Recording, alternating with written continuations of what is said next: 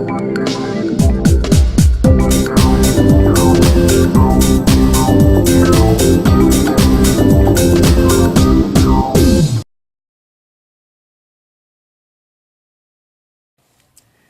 pessoal, eu sou a professora Juliana e veremos um pouco hoje sobre a Alta Idade Média.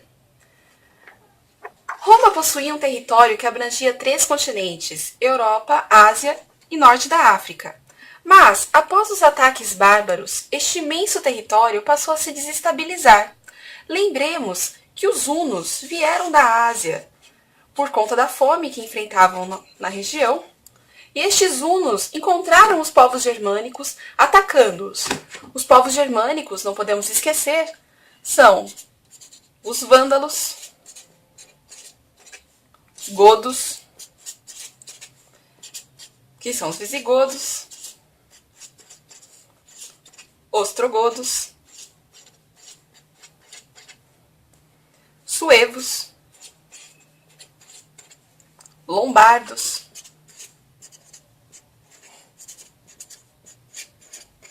bretões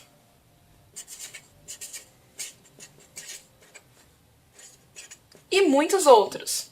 Estes povos germânicos todos, atacados pelos hunos, passaram então a atacar Roma. Roma ficou tão desestabilizada que acabou sendo dividida em Roma Ocidental e Roma Oriental. Essas duas Romas foram extremamente atacadas e quando finalmente os últimos povos bárbaros,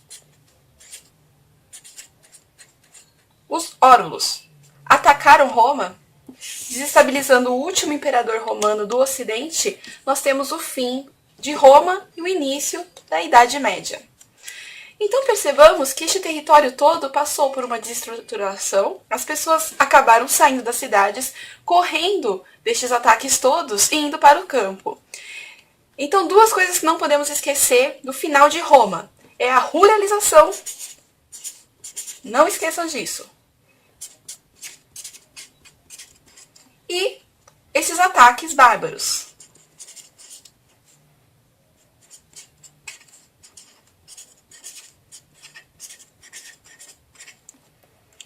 Bem, lembrando disso e de que agora estes povos todos estão se reunindo no campo, procurando proteção, alguns reinos começarão a se formar. Reinos que são formados tanto de povos que estão aqui em Roma, quanto de povos bárbaros. Um destes reinos bárbaros, devemos lembrar, invadiram a região da Gália. Vocês devem lembrar que a Gália, para Roma, era extremamente importante. Foi dificílima de ser conquistada, apenas Júlio César conseguiu conquistar ela. E agora, após os ataques bárbaros, esta região da Gália passa para a mão dos francos. Aqui nós temos o momento em que Júlio César conseguiu tomar a Gália. Essa região é extremamente rica, extremamente imensa, que hoje fica ali na região da França. Ela começa então a ser invadida pelos francos. E os francos são extremamente importantes, pois este reino se destaca dos outros reinos, pois ele começa a se expandir de maneira extremamente grandiosa no período do início do feudalismo. Então vejamos um pouquinho mais sobre como o reino franco ele se estruturava. Lembremos que um dos primeiros reis importantes deste reinado aqui do Reino Franco foi Clovis I. Ele era neto de Meroveu, que fundou a dinastia Merovingia. Clovis ele foi extremamente importante porque ele era um rei bárbaro que acabou se batizando na Igreja Católica. Por que isso era tão importante? Porque agora nós temos o Estado de acordo com a Igreja. A Igreja dava poder ao Estado, o Estado dava poder à Igreja, e a partir de então, dentro deste feudo, o poder de ambos começou a fazer parte um do outro, começaram então a aumentar o seu território, a ter um exército muito poderoso. E Clovis, então, ele é importante dentro da dinastia Merovingia. Após a morte de Clovis, ele não deixou nenhum tipo de herdeiro. Então, quem ficou no lugar de Clovis? Um tipo de governador, um tipo de prefeito. Era um homem muito poderoso. Este homem, ele era Carlos Martel. Carlos Martel, ele permaneceu no poder, mas não fundou nenhuma dinastia. Mas ele expulsou os mouros de alguns territórios e continuou super importante neste momento, mas o filho dele, sim, o filho de Carlos Martel, Pepino, o Breve, ele sim vai conseguir fazer algo extremamente importante no momento, pois ele consegue invadir uma região, tomar uma região para o reino franco, e essa região é a Itália, a atual Itália. E ele pega essa região e, em vez de ficar para ele, ele concede uma região para a igreja. A igreja, então, dá todo o poder a Pepino. E Pepino, ele agora funda a dinastia carolíngia, uma nova dinastia dentro do reino franco. Pepino, o Breve, ele vai ser sucedido por seu filho, Carlos Magno. Carlos Magno, não contente por apenas seu pai ter fundado a dinastia carolíngia, ele logo em seguida faz o renascimento carolíngio.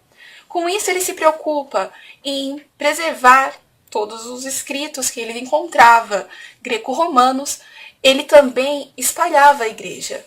Por onde ele ia com os seus exércitos, ele tinha a preocupação de levar consigo a fé cristã. Neste momento, nós temos a igreja extremamente poderosa dentro da estrutura feudal. Então não podemos esquecer do reino franco, exatamente por essa junção que ele faz entre igreja e o feudalismo, o senhor feudal. Agora, o mais importante é nós lembrarmos que este império extremamente grande que foi o reino franco, ele acabou não se suportando após a morte de Carlos Magno. Após a morte de Carlos Magno, o território foi dividido em 3 para os seus filhos: Carlos, o Calvo, Lotário e Luís, o Germânico. Eles dividiram esse território, deixaram ainda parte da igreja, mas com o território totalmente fragmentado, os ataques que eles sofriam de outros povos bárbaros, de vikings, eles não conseguiram então sustentar este império, que acabou se ruindo. Mesmo assim, a importância do Império Germânico é extremamente relevante para a nossa matéria.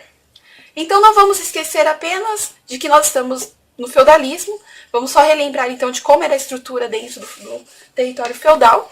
Né? Nós tínhamos então um senhor feudal, dono das terras. Este senhor feudal, ele tinha um poder máximo, em conjunto, é claro, com a igreja, com o Papa. O senhor feudal, então, ele é sucedido em poder pelo clero. Afinal, a igreja sustentava o rei e o rei sustentava a igreja como um poder dentro, né, dos feudos. Logo após vinham os nobres. Então, assim, o senhor feudal ele era responsável por ceder as terras, o clero por orar, né, e também por levar o cristianismo pelos territórios conquistados. Os nobres e guerreiros tinham como função guardar estes territórios, guerrear. E a maior parte da população eram os servos. Estes servos, eles tinham como função trabalhar no campo e pagar impostos, altos impostos. Veremos então um pouquinho sobre essa servidão, como funcionava então o trabalho dentro do feudalismo, como é que se estruturava a sociedade feudal neste outro vídeo, que eu aconselho que vocês assistam até para entenderem um pouco mais sobre a estrutura dentro do feudalismo. Então é isso. Dentro da estrutura feudal agora, nós vemos agora neste vídeo um pouquinho sobre como o feudalismo começou. Depois veremos sobre como funcionava o cotidiano dentro dos feudos. E agora aguardem os próximos vídeos, espero que tenham gostado. Deem sua curtida, compartilhem e aguardem os próximos vídeos.